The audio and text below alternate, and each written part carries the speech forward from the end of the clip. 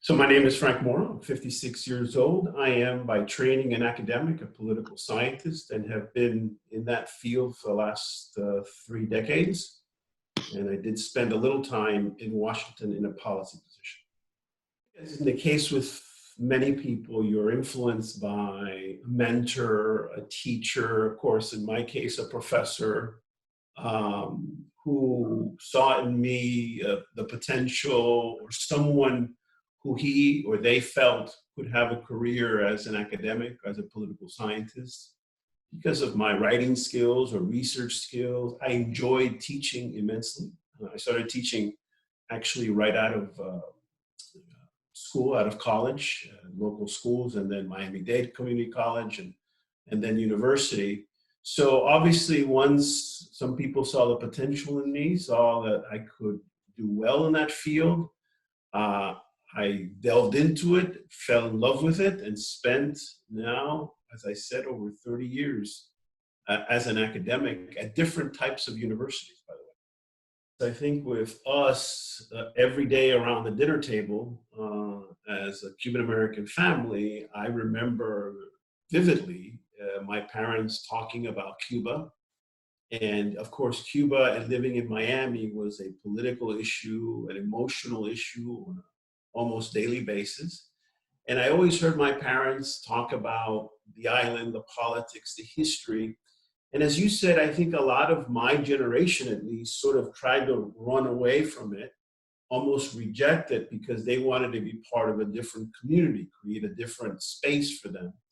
I, on the other hand, kind of embraced it, got very curious, was very interested, and wanted to learn more, whether by reading or talking sort of stories of other Cuban Americans, people who had been in the revolution, people who had been arrested and had spent years in jail because of the revolution.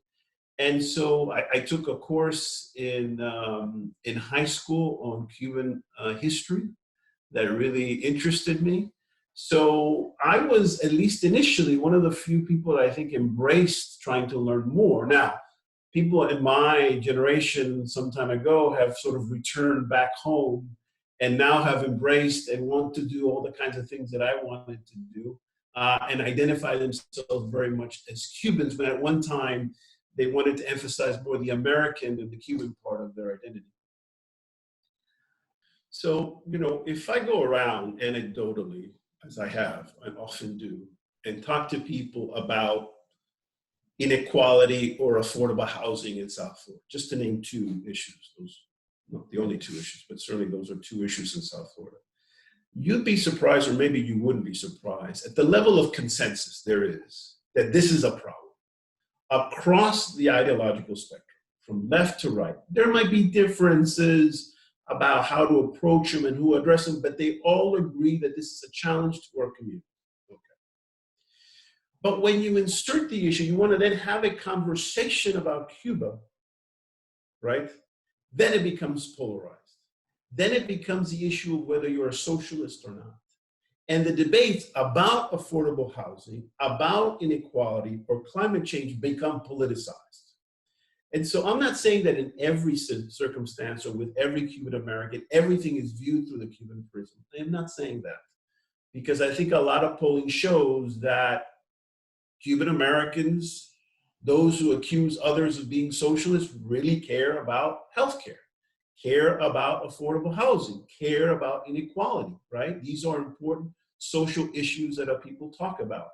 But when you get to the foreign policy realm, it seems that frankly, the Republicans are able to wrap the Cuba issue, wrap the Venezuela issue, use that paper and wrap it around affordable housing, around inequality, and say, these are all socialist ideas and socialist discussions. We're not going to talk about that.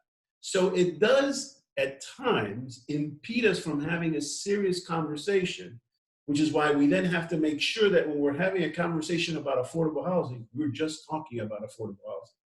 We don't talk about a whole set of policy issues where the issue of Cuba or Venezuela can come in, where you can be then accused of being a socialist, right?